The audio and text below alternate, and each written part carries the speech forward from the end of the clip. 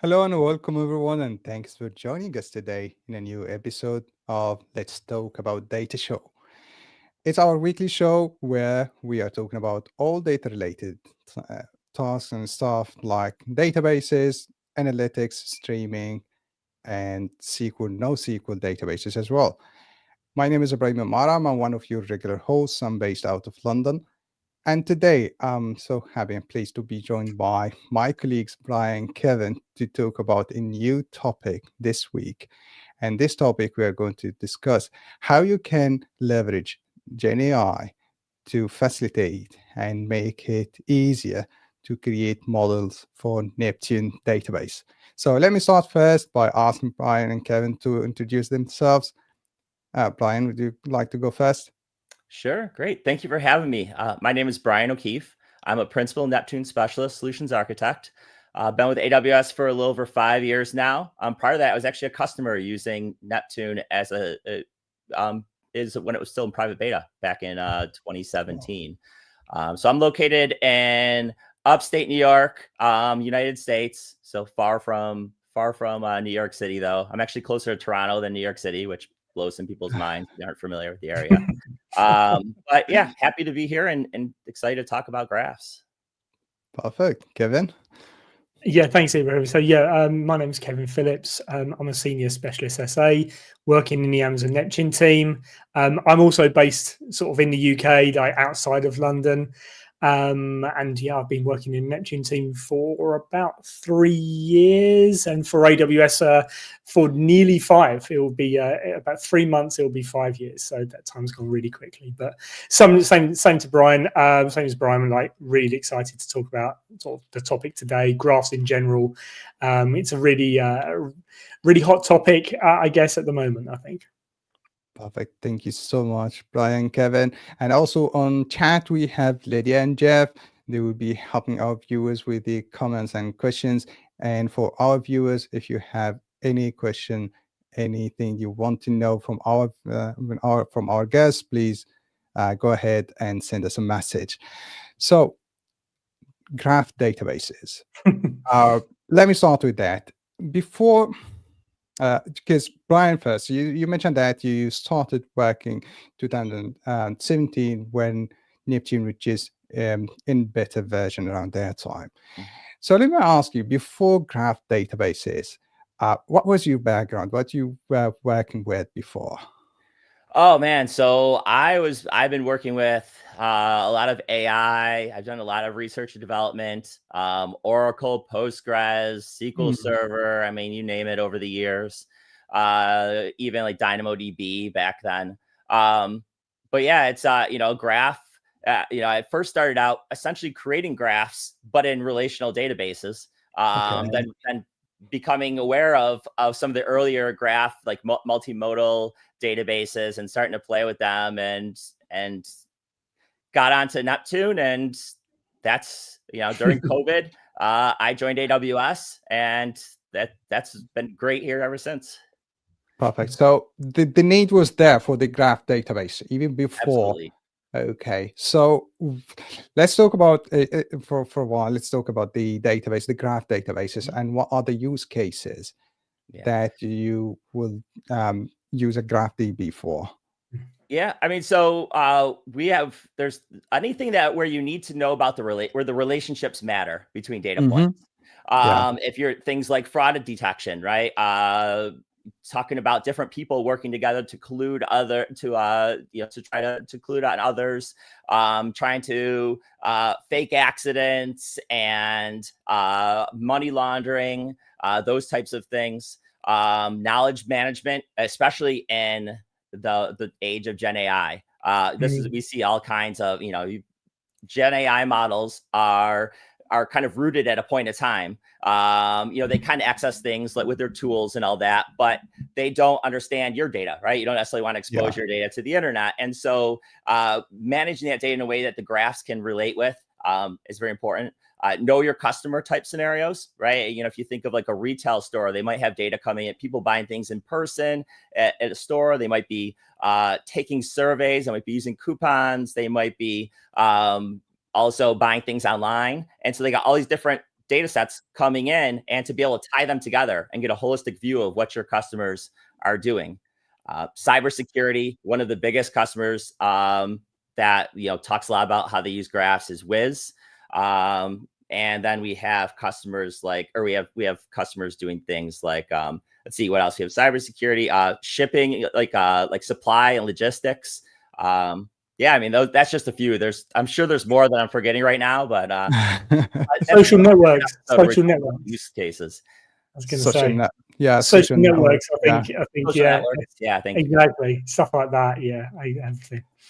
Okay, perfect. So now we have that. We know what are the graph databases and what are the different use cases for them. So let me ask you, Kevin, how Neptune is make it easy for customers to create graph databases and manage them? Yeah, sure. So Neptune itself, it's a fully managed graph database service. So we back in reInvent 2024, we launched, or 2023, sorry, we launched Neptune Analytics, which is a in-memory graph database engine.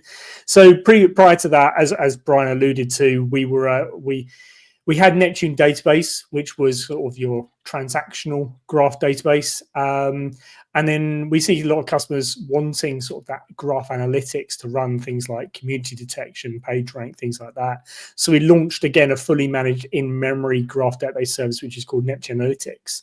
And that basically provides customers with the ability to run global graph queries across understand, okay, who am I, say in a social network, who are my influencers? Who are the, where in fraud detection, where are the communities, where are the clusters of transactions coming from, or the accounts that are highly connected and things like that. So they both work as individual components, individual services, but they can also be sort of integrated together by that would indeed support both transactional and sort of ephemeral analytics as well. So having the ability to actually have a fully managed service combined with everything that you would expect from AWS, sort of the security, the IAM roles, the monitoring, things like that. That's really where we see a lot of customers go, yeah, okay, that's kind of like I want hands off from operational stuff, right? And that's what I think that's where Neptune really shines.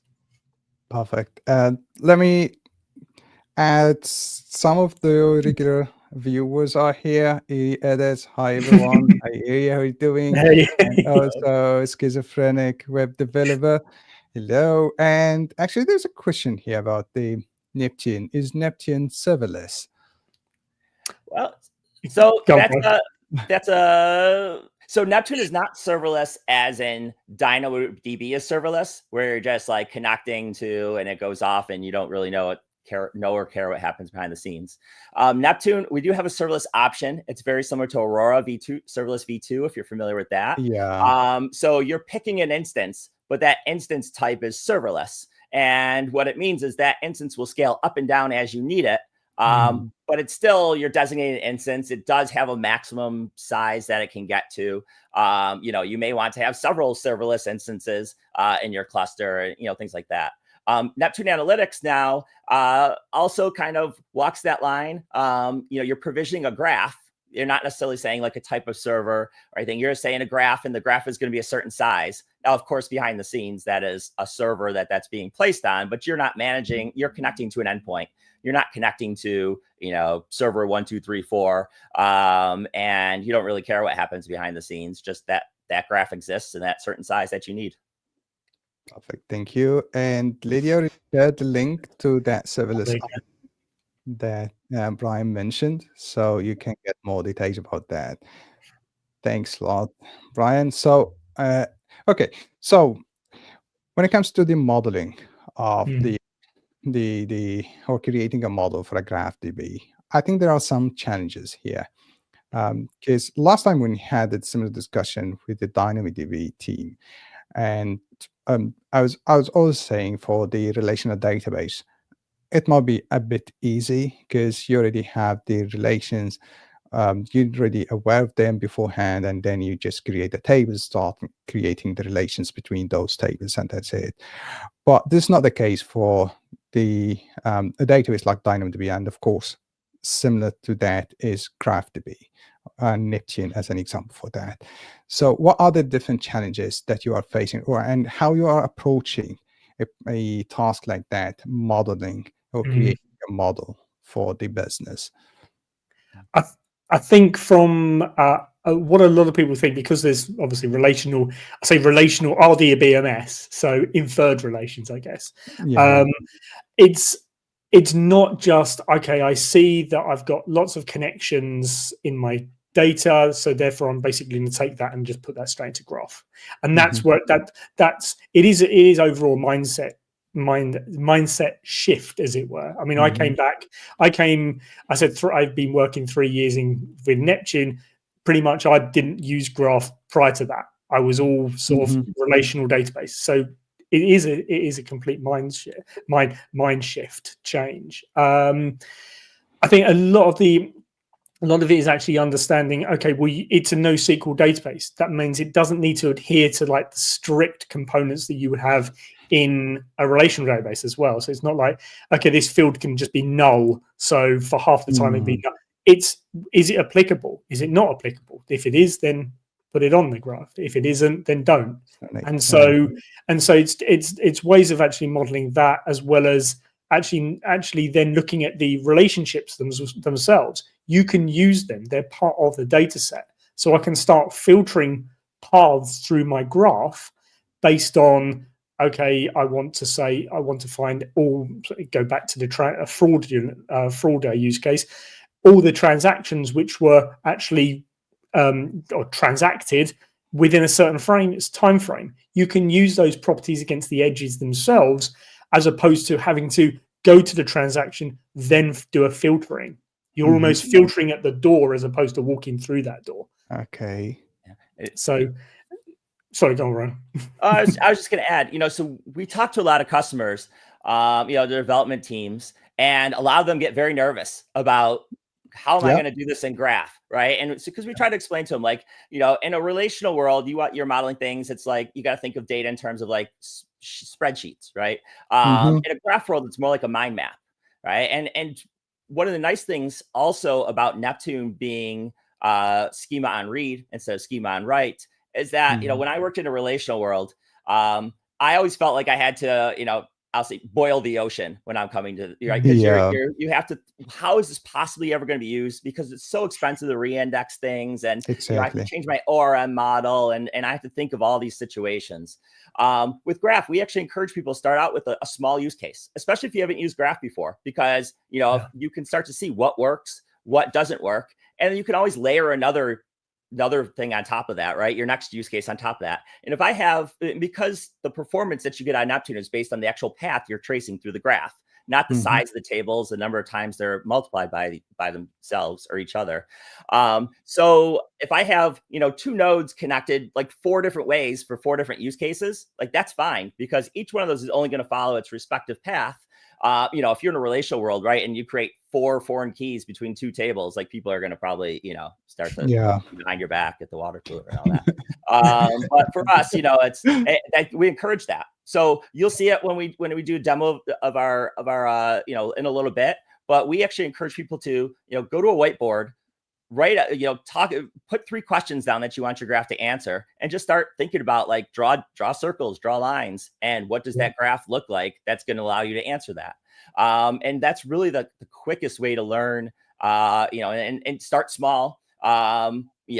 It's much easier to fail quickly, right? When you start small, you say, oh, this doesn't really work, and I'm going to try it this way instead, rather than spending 6 months designing all your entire solution and then realizing, oh, I wish I knew this when I was designing it, right? So that's kind of my best advice for getting started, and it takes customers time to really get comfortable with it. So we spend a lot of our time kind of helping people. I've written courses. There's a AWS Skill Builder set of courses on data modeling for Neptune.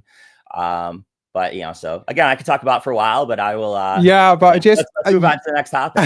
It's really, it's really interesting. But let me ask first. So From a customer perspective, Mm. I'm a customer who's running their business, and I have several databases and applications. What are the key points that, or the indicators that, when I see them, I say, okay, maybe a GraphDB could be a possible solution for what I'm doing here, instead of doing it the traditional way or using the relational databases to do that. What are the different use cases? Because the modeling is the next step. Once I identify a use case, then I would go for the modeling. But I think the first step is identifying the use case itself. Yep. Yep. I think So, yeah, please I go ahead. think to answer that, it would be if you've got 4 different data stores, and you're Mhm, seeing that you go, okay, well, I've got my customer data over here, I've got my transactions data over here, and I've got my products data over here. mhm, But I actually want to understand how customers are buying products, so I can start building things like recommendations and things like that. mhm, That's where graph is going to really help, because you're bringing in all that data into a centralized store. It may not be your golden store. You may still use data warehouses for your effectively for your 4 different data stores, but you're bringing in all of that information into a centralized place, whereby you can then start going, okay, I understand how customers connect to products, how customers buy the products, how these maybe they're buying or they're purchasing maybe based on specific events, things sort of like Cyber Monday and things like that. And so you yeah. can start to obtain additional insights out of that information. Whereas siloed, it's really difficult to be able to do that. But does this mean that I need to copy the entire data sets that I have into a central location multiple times in order to get these insights? Yeah. Not necessarily. Sorry, go on, Brian. I think, or sometimes, I mean, sometimes it's necessary. Like, that is the case for like knowledge graph. I think what Kevin's kind of talking about here. But Mhm, I mean, there's some cases like, where you're routing. I might have a relational database, and as my number of customers grow, I start to realize, like, man, I have some of these queries that do 5 joins, and yeah. they're getting exponentially slower. Like it's painful. I had one customer that did a lot. I don't want to talk too much about what they did, because I don't know if it's publicly available, but they were connecting people across organizations, and they found that, like, more than 2 hops, like this person knows this other person, like it was taking them a couple minutes, and then they didn't even do 3 hops because it was just painfully slow for a web interface. And they tried using Neptune for this, and they're like now I can do 2 hops, and it takes me some milliseconds, and I can do 3 hops, and it's like, we never even offered that before, but I can do that in several seconds. Like it's like we don't even know what we're gonna be able to do now, right? Just from a POC. Some people do things, they might have it set up in DynamoDB. And so in DynamoDB, they might have basically each edge, but what happens is that they want to go 3 or 4 hops now, and there's maybe hundreds of connections. Right now you have batch sizes, and you have to do multiple things, and you have to bring all that data in and join it together. So there's really like 3 benefits. One is, because you have that connected data, right? We store the actual connections as first class data. So it makes it very Mhm, efficient for walking through the graph. You're not joining data. 2 is that we have query languages that are specialized for writing writing graph queries. mhm, So, if you're in a relational world, you might have to get into like common table expressions and stuff like that, where it's like, yeah. you have these 20-line queries, but in a graph, it's literally like 1, 2, 3, right? And then third is, like, think about something like a family tree, right? If I have Mhm, that modeled as a graph, it's very obvious, right? If it's a bunch of tables exactly. of siblings and relationships and whatnot, it becomes, you got to take a minute to think of what's happening there. So yeah, I mean, that's the biggest use case. If it's greenfield stuff, it's usually somebody read something about how, I should use a graph for this, so I'm kind of inquiring about it. If it's, Mhm, if it's like they were using relational or something like that, it's usually, I'm running into performance issues, and I think graph is going to fix this, but help, because I don't really know where to go from here. So those are 100%. really like the biggest use cases, and Gen AI, a lot of it just makes sense. Like, if I want to model knowledge, I want to model it as a graph, is going to make much more sense than or if yeah, I of want to use course. graph rag. Yeah. Perfect. Okay. Lydia shared the link to the difference between graph and relational databases. I think that would be useful as well. And also, we have a question from Sunel. He's asking about, they're asking about, is it possible to create Neptune analytics on top of Neptune database? They are using Neptune database, but while traversing the whole graph, it shows out of memory. Does analytics help? Yeah, so you can create a Neptune analytics graph from a Neptune database. So from a Neptune database cluster. So you can effectively use a Neptune database as the source for a Neptune analytics graph. Neptune database, probably just worth mentioning, Neptune database is really built for sort of those local graph queries. So effectively you minimize your starting point and then you're traversing out. And that it does depend on obviously how highly connected the graph actually is. Similar to what Brian was saying, or effectively exactly the same as what Brian was saying, was like Neptune performance is based on the amount of graph objects you touch as you traverse a path. So if you've got a really highly connected data, or graph, which is almost like A to B, B to C, C to B, C to A, like really super highly connected, then that's basically going to be touching a lot of the graph as you run the query. So to answer this question, yes, you can actually use Neptune database as a source for Neptune analytics graph. Neptune analytics is in memory, so you can then start running your sort of more global graph type queries. There's types like algorithmic, you need graph algorithm support and stuff like that. That's where Neptune analytics is going to really work for you. Perfect. Thank you. So back to the solution that we have today. So we have seen we have seen the challenges that you might be facing while doing the modeling for GraphDB, including Neptune DB, of course. And now let's assume that the customer, they already have a use case and they came to meeting and they explained the use case that they have. Before that solution, what usually you were doing in order to come up with the model for that? Or how long was taking? A while. I mean, to be fair, exactly what Brian said. It would be whiteboarding. It would probably be a session like in person if it was possible in person. That way you can actually get the questions out. You can actually whiteboard, and it's more of that type of approach is very much like face to face. It works so much better. And I think that's, I mean, for me, and I don't know if it's similar to Brian, but I would, once we've sort of navigated the yes, this is a graph use case, it's pretty much like 85% of the next, okay, how do I model my data? And exactly like that. So yeah, that's in principle why the platform was developed. Perfect. Okay, now let's talk more about the platform itself. Brian, can you give us more details about it? Why did you come up with this idea? Yeah, so this is it's an idea that has been we've been tossing around as how, because there's a limited number of graph experts and there's a lot of customers that want to use it. How can we reach more customers, like, not have them roadblocked on us? And so there was a hackathon not that long ago, an internal hackathon on our data and, database and AI teams about creating tools that are going to help customers using Q, which is, Amazon Q, our internal code gen tool. And so we kind of set out with this idea of, can we make a data modeling toolkit or a tool that customers can install into their own accounts?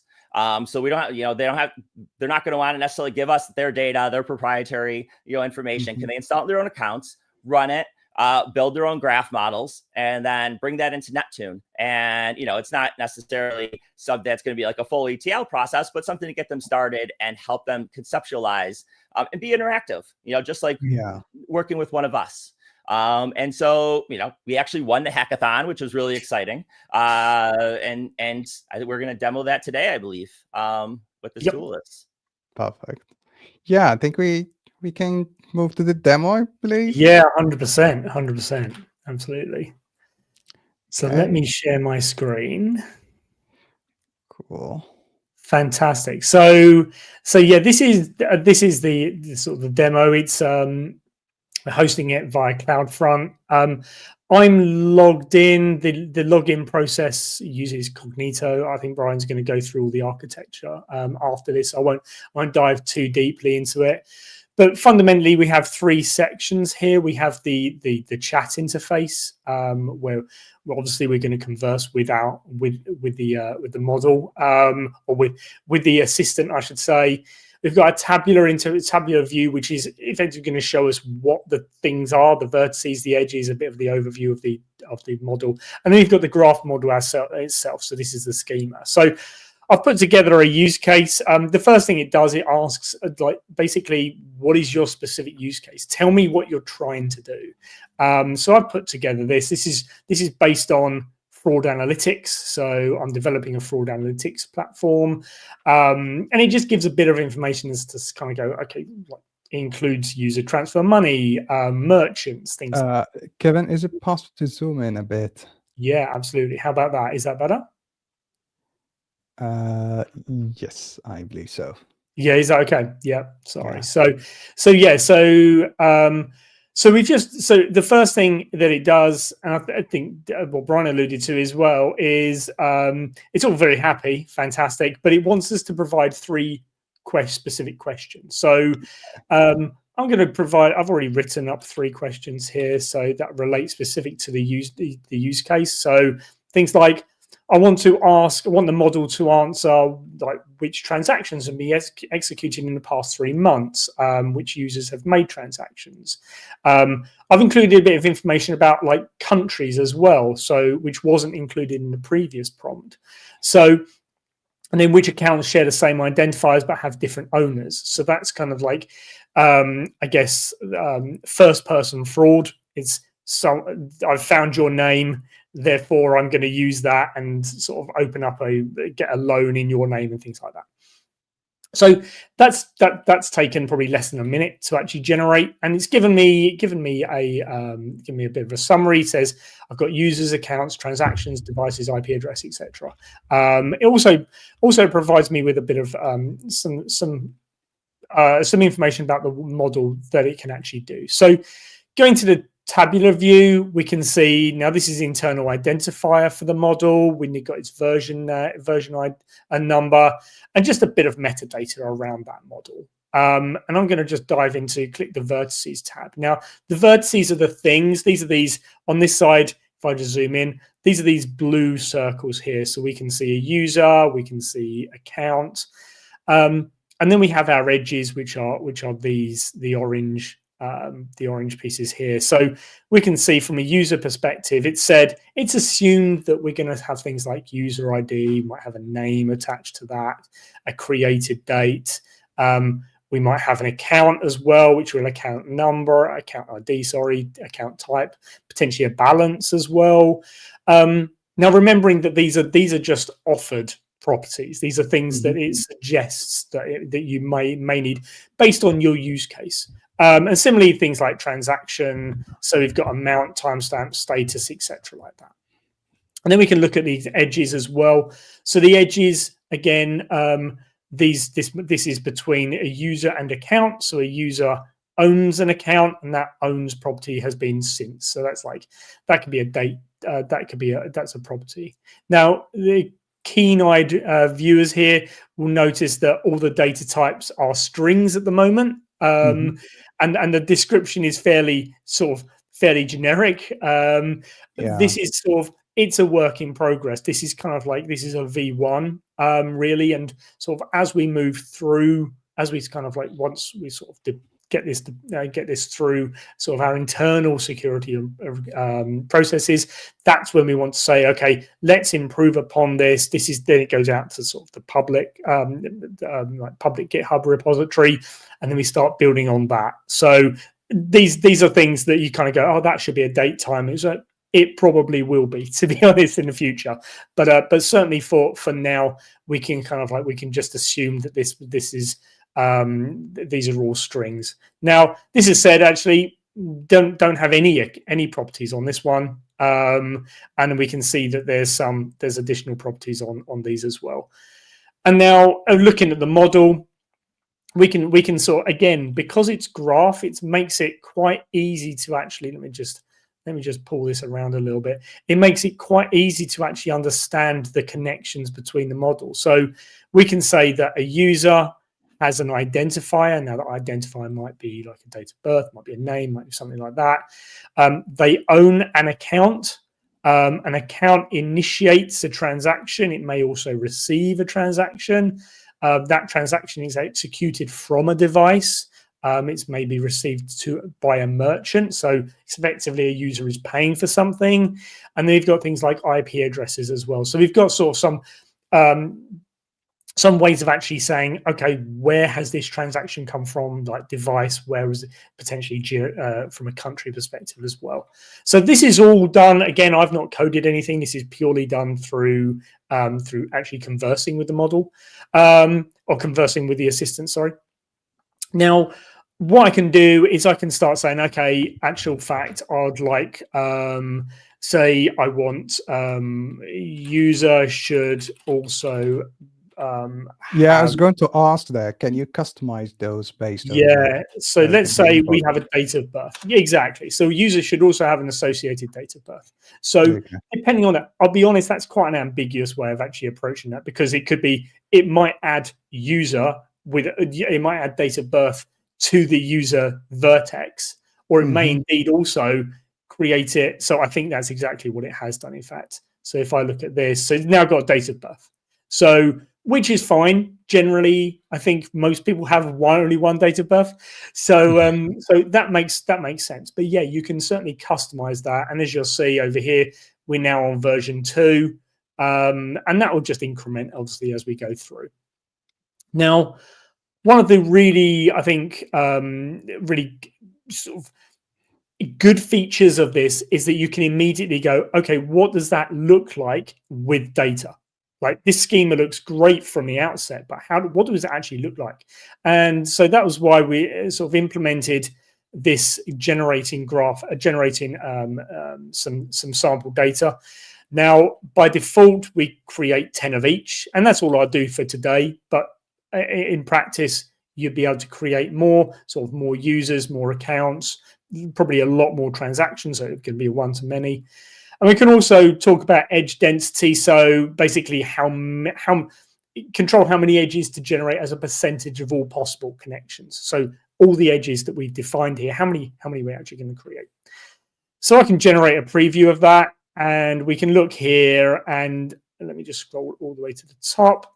Now, again, the actual data itself, as I said, is not, it's not split. I mean, date of birth _1. We know that these are just additional things that obviously we can add in at a later date.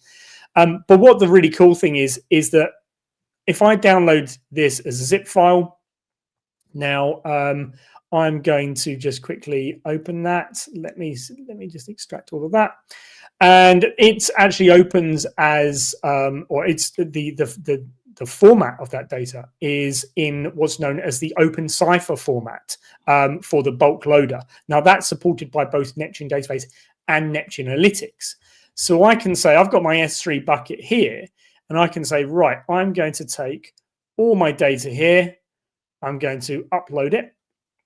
So I'm taking the exact files that were just generated. Let that just finish for a second. That's all done. Fantastic. So obviously this is S3 console here. I can go into my Neptune Analytics console, and I've got my graph here. So this is Neptune Analytics. It's sort of devised in t-shirt sizes. And I've also got a notebook that's running as well, and certainly share links about how to. Sorry, Kevin. Again, if you can zoom in a bit. Yeah, absolutely. Better. That should hopefully that should be a bit better now. So I created a Neptune notebook. Neptune notebooks, during the creation process, they are actually connected directly to either the Neptune database cluster or the Neptune Analytics graph. So if I open this, and I've got it open here, I can basically run this. Let me zoom in again. I can actually run this command.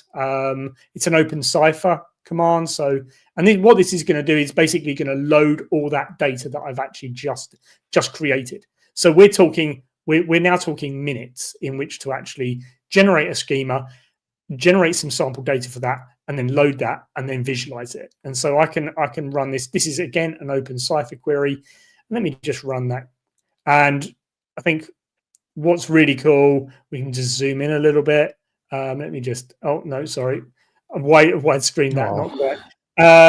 But yeah, fundamentally, we can see that this is, we can start to understand sort of how the graph is actually going to fit together. And if we need to, or if we want to, we can actually start writing sort of either Gremlin or Open Cypher queries to relate back to the questions that we originally asked. Things like, okay, which transactions have been executed within 3 months, for example. So it's transformed that period, that time whereby the customer would be waiting on us. We'd then have a meeting with them, and that will be iterative, probably over a few days and weeks.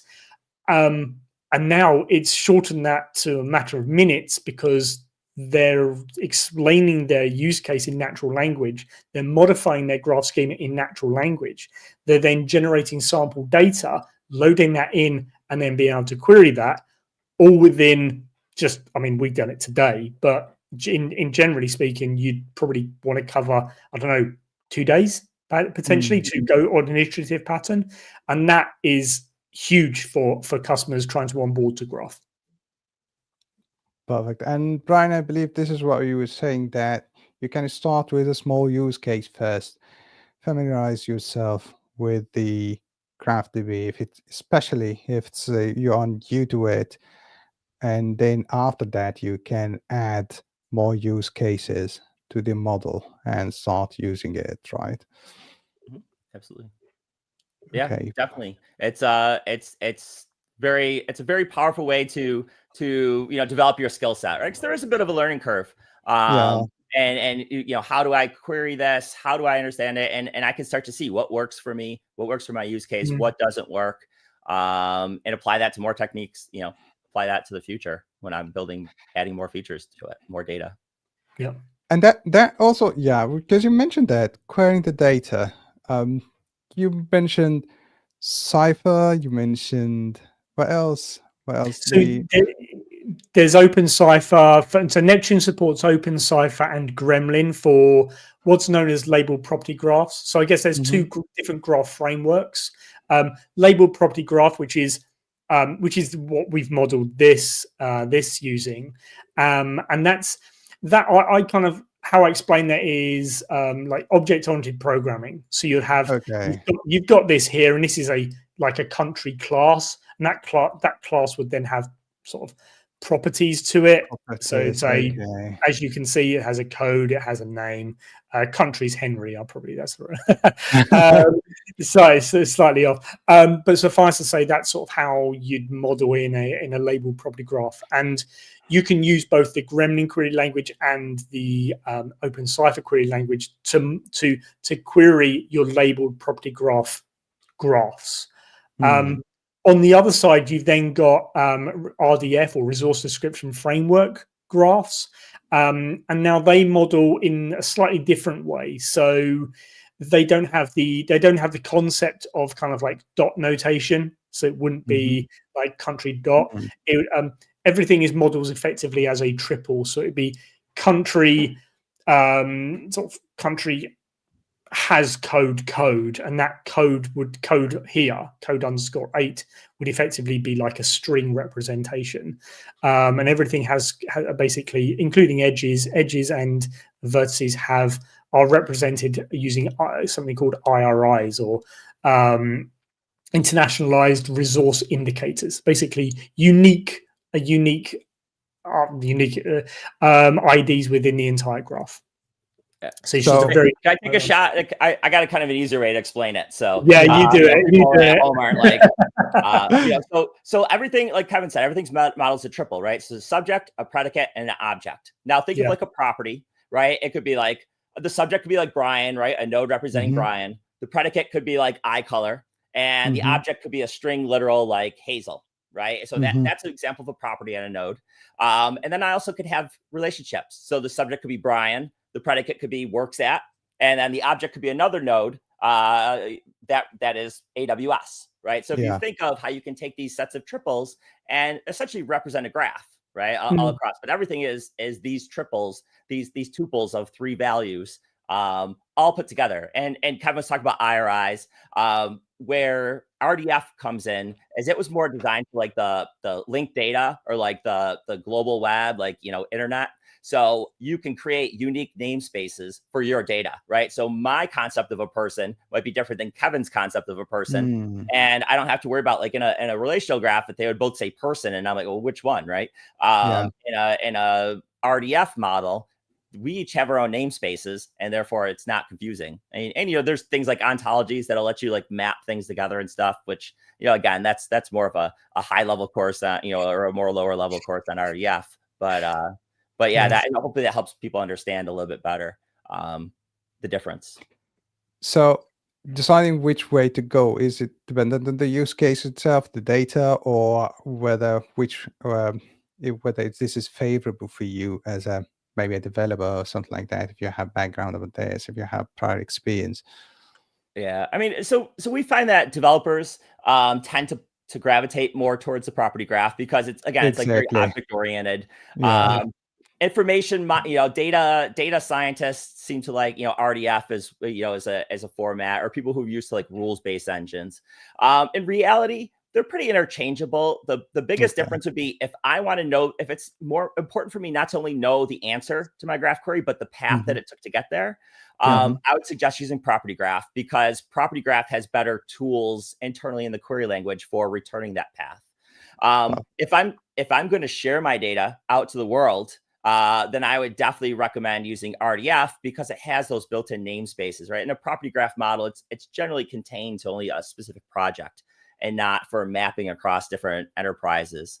So RDF is definitely, and it almost becomes a religious war when you really get into the graph people. So but the reality is like, a lot of them are, most of the use cases you could use either. Perfect. Okay, great. We have a tricky question here from Schizophrenic. Yeah, of course, feel free to uh, not answer that if you don't want to. But I mean, is if there yes, any comparison between in a the? personal, of course, in a personal mode instead of AWS mode, I would say, oh, of course, Neptune's beyond. Yeah. Who wouldn't, right? But in reality, I mean, I'm sure there's things that BlazeGraph's better than Neptune, Exactly. and vice versa. Yeah. We want customers to succeed, right? If that means that Exactly. Neptune is the right choice for you and BlazeGraph is, then go use it, right? We want you to succeed. But yeah, I mean, in terms of like studies or what exactly, defining better, like Mm, that's a whole can of worms that I'm not going to get into. yeah. Thank you. We have Crazy DB5 tuning in. Hello, hello, Crazy No. DB5, and they are asking a question. Sorry if I missed earlier. Can any of it be tried in free tier? I So believe they are so asking. I'm not so sure if they are asking about the solution itself or the Neptune database. I think I'm going to assume they're talking about AWS free tier, Mhm. which changed recently. I don't remember the exact date. If your account was created prior to that change, someone can hopefully fact check me on what actually that date is. If your account was Mhm. created prior to that change, there was a free tier option. I don't believe it exists if you have a new account now. They changed a whole bunch of things around that. I mean, but in the end, you can use a Neptune, like the smallest Neptune instance, which is a T4G, is like a few pennies Mm. an hour to run. So it's, I mean, even this application doesn't use Neptune that we demoed, but even that is like, I had that running an account. It was like $50 for a month because it's completely serverless. Mm. So if it's I would say, reach out to account people and maybe they can get you some credits to use it or something. I can't promise anything, but in terms of actual free tier, there is a limited use. Again, I wish I knew the date. Hopefully somebody's going to be able to look that up and add it. Yeah, actually, Schizophrenic added a detailed answer about the size of the is instances that they can use within the free tier, 750 hours. I'm not sure if Lydia, if we can provide any details about the time of the date that Brian mentioned as well. That would be great.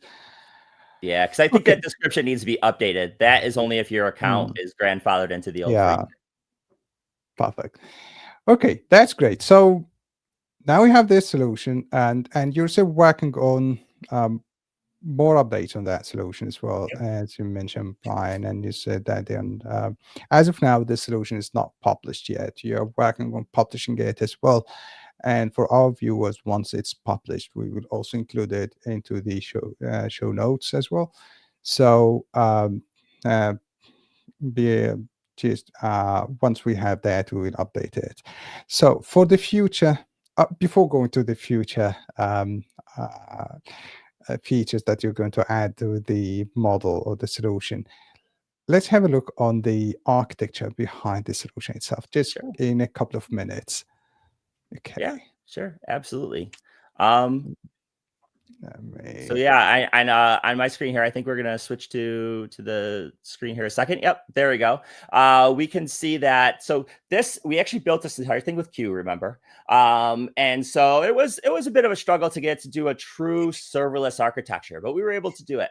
And so you could see here, like, first we have a web application framework. So unfortunately, sorry for those who copied down the URL earlier, but you're not gonna be able to access the application. It is firewalled. We don't want people putting data into, customer data in there or anything like that. But it is all hosted on CloudFront, and it's using parameter stores behind the scenes, because we are using, if you go to like, there's CloudFront, it goes out to CloudFront, gets the React application.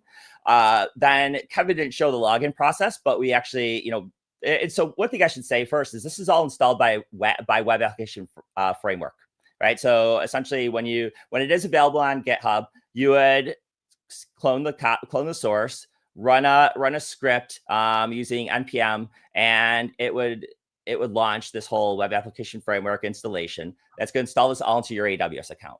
So it's going to distribute the CloudFront. It's going to create an Amazon Cognito user pool. It's going to store everything in parameter stores to keep it secure. It's going to create an API gateway with 2 different APIs. One is a REST endpoint. So stuff that was more statically displayed, like the model information and the diagram, that's all stored, that's all managed via REST. And then for the stuff that's more conversational and longer running, like the LLM chat, the sample data streaming, that is all WebSocket based.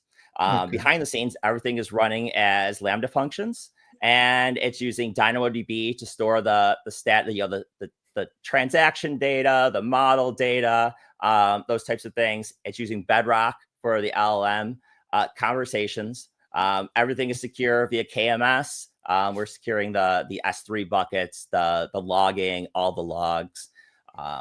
And it's so we built this to top security standards. If you're going to run this in your application or in your account, we don't want you to obviously have things that. Now, that being said, this isn't production code, right? I don't go and install this without your IT securities permission or anything like that. We're doing it's a best effort. It is part of the reason it's held up is it is going through application security testing and pen testing and things like that before we can release it. And with reInvent coming up, right, there's other things that might be higher priority. So I don't have any guarantee when it's going to come out, but our intention is definitely to get this into customers' hands so they can install it on their own account and they can start playing with this, and they can give us feedback as to what they want, what to see. And we'll talk. It looks like we're in a few minutes, so maybe we could talk about the future stuff that we're going to do, that we're working on to make this better. But our first intention is to get this out, and then we're going to improve on it based on what customers want to see. Perfect. Okay, that's great. So yeah, let's move to the next steps and the future updates for this solution. Yeah, Robert here is commenting in your where you were saying yes, security job 0. So a lot of the stuff we're doing is we built a lot of this before moving it into Generative AI.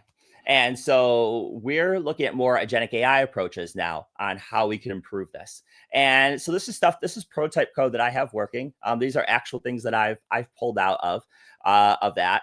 But we have a whole series of agents that we've been working on. And I'll tell you what, to get things moving, if people are interested, I will actually post this on like AWS Builder website, some of the prompts and things that we're using, kind of do a series of stories. But the flow here is that we want to start out where you don't need to have your full use case and your questions. You could just put in a theme. Like here, I'm saying cybersecurity threat detection and network analysis. And the first LM agent actually builds that whole use case, right? Along with questions to answer. And then that flows into the next one, which is the graph data modeler. So this is very similar to what we saw like in the application, right? It's going to take in that use case and questions. It's going to build a model for you. And that model is going to fill into a sample data generator. Now, one of the things that's unique about the sample data generator is that it's using the LLM to generate the data, not standard data processes. So it can generate realistic data, right? You're not going to have a country named Henry. But here you can see it's telling us, right? It generated for the cybersecurity use case that it generated access event nodes, and it built login, logout events, and it's putting all this data directly into Neptune, right? It's using the MCP server to write this data directly to Neptune, not just give you some files for you to load on your own.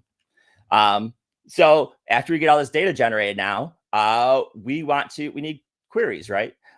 So it's going to take those questions that it generated for you, right? And of course, you can modify these things as we go along, right? You could say, well, that use case doesn't totally describe what I have. I'm going to change it. Or this is a real question that I want to answer.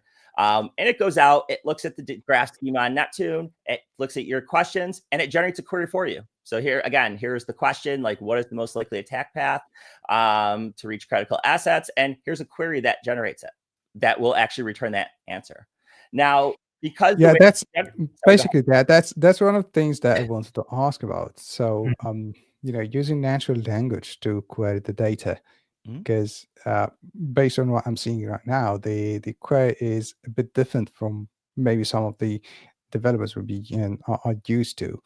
So something like that I think would be very useful for them. Yeah, and there are tools out there, like LangChain has a Neptune Q&A bot, so they do already exist. We could certainly share some links later, of course, but yeah, they do exist. But this, and they all operate pretty much the same. Like they will take in the graph schema, and the LLM will use that to understand what the graph looks like and generate a query. We take it a little bit further in that we also have the MCP server execute the query to make sure it actually runs, right? And then try again if it didn't. One thing that it does need some work on is, does this query really answer that question, right? That's more difficult to validate. But that's something that we'd like to address. For the most part, it does a good job, though. And so then, but if you're looking at like a fraud detection scenario, right? You may not have just randomly generated data that shows that, right? So the next thing we do then is we take that query and you run it and against an agent, and it says, hey, did any data exist? And if no, it goes and actually generates data for that use case. Like it'll generate the fraud that you're looking for. Based on the query itself. Yeah. It takes in the query, it takes in the schema, and it builds it for you. And then finally, it will tune the query for you as well, right? So this is kind of the last step in our workflow where I passed in that original query, right? And I said, well, I'm using a bunch of tools. One is Neptune has an explain plan where it's going to tell you like step by step what the query is doing, right? So to look at that explain plan, there's a results comparison tool, because if I want to propose an alternative query, I want to make sure it's returning the same results, right? And it even does things like there's a limit 5 in there. Let's say there's 7 results, right? It may get 5 different results. So it will be aware of that, and it'll go back and say, well, let's try limit 10 and see if we get the same results then. And it's like, oh yeah, well now I'm getting the same results. So this is a good query. So there are some intelligence, and iterations that we're building in there. And also because the documentation on how to understand these explain plans might change, we just have an HTTP request tool where it's going to go out, it's going to get the Neptune documentation for this feature and bring it in and use that, rather than us trying to have to maintain and keep that up to date. So, as you can see, like some of these these will be useful, not necessarily as the end-to-end workflow even, but I just want to tune my queries, right? And I want to understand how to do that. So it's really exciting stuff we're doing. So Again, it's a process to get this validated yeah, and out. So exactly. So also I think maybe a feature like this, the query tuning, can help with the question that we had earlier about the running out of memory while running a query against absolutely. the data. So if I believe if it's a tuned one, or there is a room to tune the query so that we can run with less resources, so you will not be facing these errors. Okay. Absolutely. Yeah. Yep. It's, I like helping customers. So this is really exciting for me to find, that we can have ways that, hopefully are going to make our customers' lives easier when they're trying to adopt that. Yeah, yeah. Perfect. Okay, so we only have 5 minutes left. Any final thoughts about the solution? Anything yeah, of course, once this solution is available again and on a public resource like GitHub or something, you will be receiving feedback and comments from the viewers, sorry, from the users as well. Mm. But any final thoughts on that? Any requests from our viewers? Just let us know what do you think. Okay. Yeah, I'm seeing here people are talking about the organization and how that can uh okay deplete your free tier credits. Okay. So yeah. Okay. I think that's it from our side. So, Kevin, Brian, thank you so much for your time. Thanks for um, showing us this solution today. And for our viewers, thank you so much for tuning in this week. Please tune in next week, same time. We have another session. And at the same time, talking, and we have a new topic for the next week. And Brian, Kevin, please let us know once the solution is available so that we can share it with our viewers as well. Absolutely. And of course, Absolutely. if we receive any feedback from our viewers, we'll share it with you. Thank you so much for your time. All right. Wonderful. Thanks It's for a having us. pleasure. Yeah, Thanks, thank you. everyone. See you next week. Thank you.